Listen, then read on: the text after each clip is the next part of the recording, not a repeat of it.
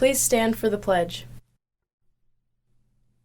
I pledge allegiance to the flag of the United States of America and to the republic for which it stands, one nation, under God, indivisible, with liberty and justice for all. Good morning, Tigers.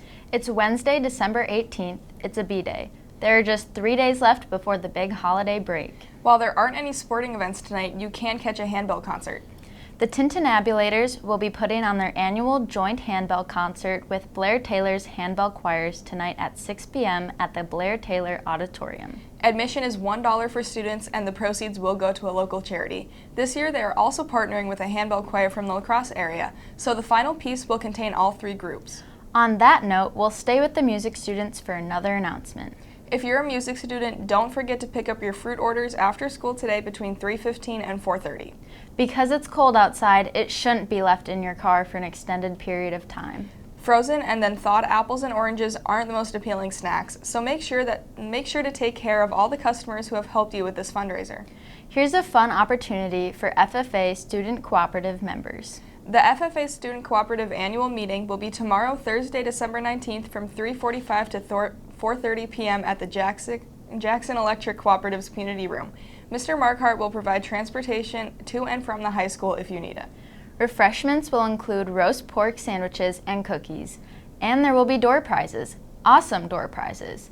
We will be electing a new board of directors and handing out patronage dividend statements. Come see what this student cooperative is all about. Cooperative membership is open to all FFA members.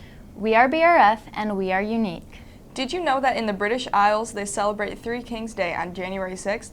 The children are given traditional handmade gifts and attend parties. Similar to St. Nick's Day, children leave out shoes to be filled with gifts. Instead of milk and cookies, they might leave out some grass for the camels. Interesting. Finally, kudos to Jacob Ward, Aurora Phelps, and Annalise Swigum today.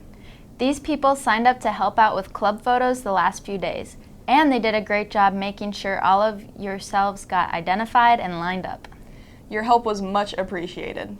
That said, remember if you're on Green Team, Pep Club, Washikashak, or Skills USA, make sure you noted the time you need to be in the West Gym for photos today. The schedule is in your email. For GM97, I'm Isabella Coles. And I'm Theta Del Cerro. Have a great day, Tigers. Bye. It was a cold November 6th morning. It was a Wednesday. I rolled out of bed.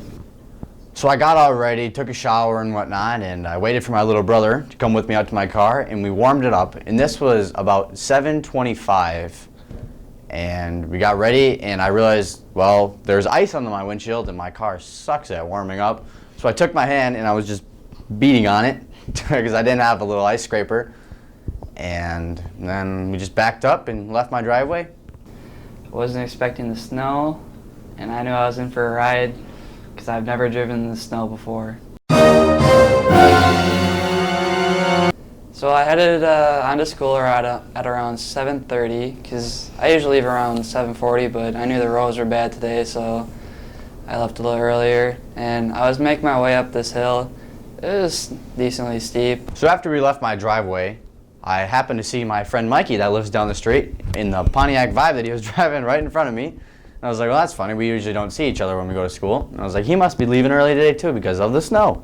But the plows didn't get there in time, so there wasn't like any dirt or rocks there to help us grip the road.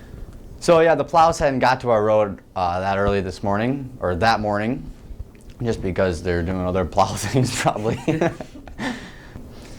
And ahead of me was this little minivan, and it was having a tough time getting out because the road is like a highway kind of.